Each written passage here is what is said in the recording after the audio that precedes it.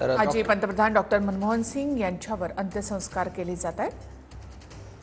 पंतप्रधान नरेंद्र मोदी, राजनाथ सिंग, अमित शहा या ठिकाणी उपस्थित आहेत।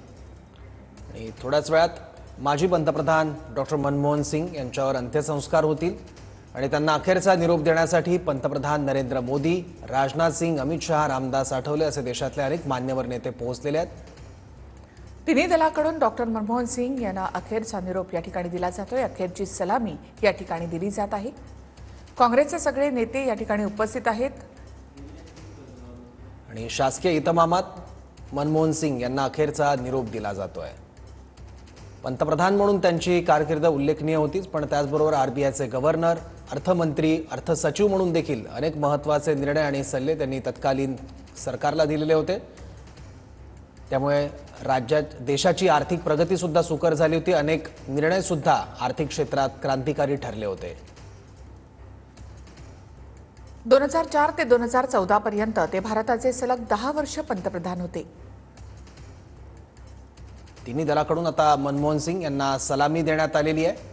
मनमोहन सिंग यांना अखेरचा निरोप दिला जातोय। काही वेळापूर्वी त्यांचं पार्थिव काँग्रेस कार्यालयात ठेवण्यात आलं होतं। यावेळी काँग्रेसच्या अनेक नेत्यांनी त्यांचं अंत्यदर्शन घेतलं आणि आता अखेरचा निरोप डॉक्टर मनमोहन सिंग यांना दिला जाईल। पंतप्रधान नरेंद्र मोदी, राजनाथ सिंग, अमित शहा, त्याचबरोबर गांधी कुटुंबामधून सोनिया गांधी, राहुल गांधी तसंच प्रियांका गांधी या देखील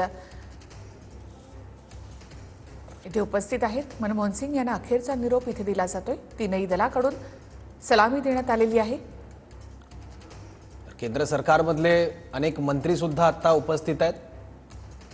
मनमोहन सिंग यांची प्रतिमा एक अजातशत्रू नेता अशी होती, त्यामुळे सर्वच पक्षांचे नेते त्यांना अखेरचा निरोप देण्यासाठी पोहोचलेले आहेत। भारताच्या आर्थिक आणि सामाजिक कल्याण सुधारणांना आकार देण्याचं श्रेय हे डॉक्टर मनमोहन सिंग यांना दिलं जातं। अत्यंत मितभाषी असलेले डॉक्टर मनमोहन सिंग यांचे देशाच्या आर्थिक प्रगतीसाठी घेतलेले निर्णय मात्र प्रचंड गाजले।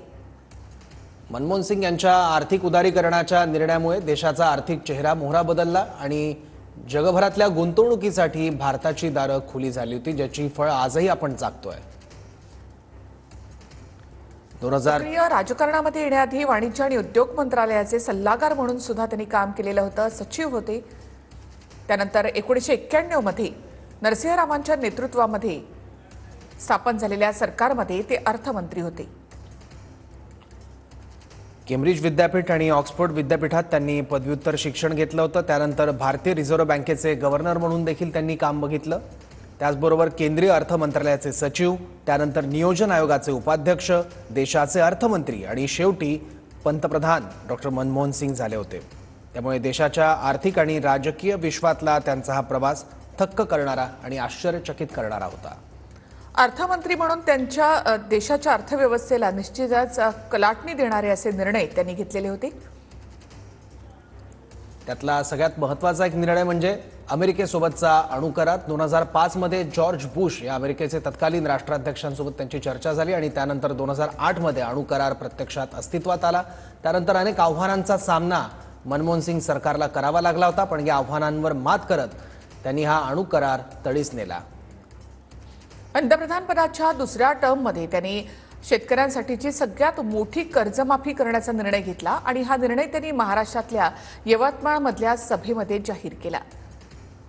ही त्यांच्याविषयीची आठवणीत राहणारी एक गोष्ट, कारण सगळ्यात मोठी कर्जमाफी त्यावेळेला शेतकऱ्यांना मिळाली होती आणि या निर्णयामुळेच त्यानंतर पुन्हा एकदा यूपीएचं सरकार स्थापन झालेलं होतं। अनेक उल्लेखनीय निर्णय त्यांनी त्यांच्या कारकिर्दीत घेतले होते। यामध्ये काही महत्त्वाच्या आर्थिक धोरणांचा समावेश आहे, त्याची चर्चा कायम होते। पण मे 2004 मध्ये पंतप्रधान पदाची सूत्र हाती घेतल्यानंतर पुढच्या 5 वर्षात भारताने वेगवेगळ्या स्तरावर झपाट्याने प्रगती केली होती। त्यामुळे देशाचा आर्थिक वाढीचा दर हा 7 ते 8% पर्यंत पोहोचलेला होता।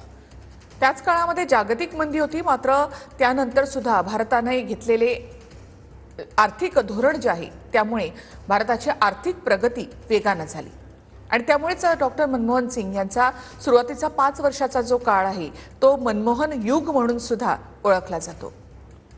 आणि UPA 1चं सरकार जेव्हा मनमोहन सिंग यांच्या नेतृत्वात सत्तेत आलं आणि पंतप्रधान पदाची सूत्र मनमोहन सिंग यांनी हाती घेतली तेव्हा अनेक महत्त्वाचे निर्णय घेण्यात आले. त्यातले उल्लेखनीय निर्णय आणि सर्वात चर्चित निर्णय म्हणजे मनरेगा, त्याचबरोबर देशातला माहितीचा अधिकार, शिक्षणाचा मूलभूत अधिकार यासारखे लोकाभिमुख निर्णय त्यावेळी घेण्यात आले.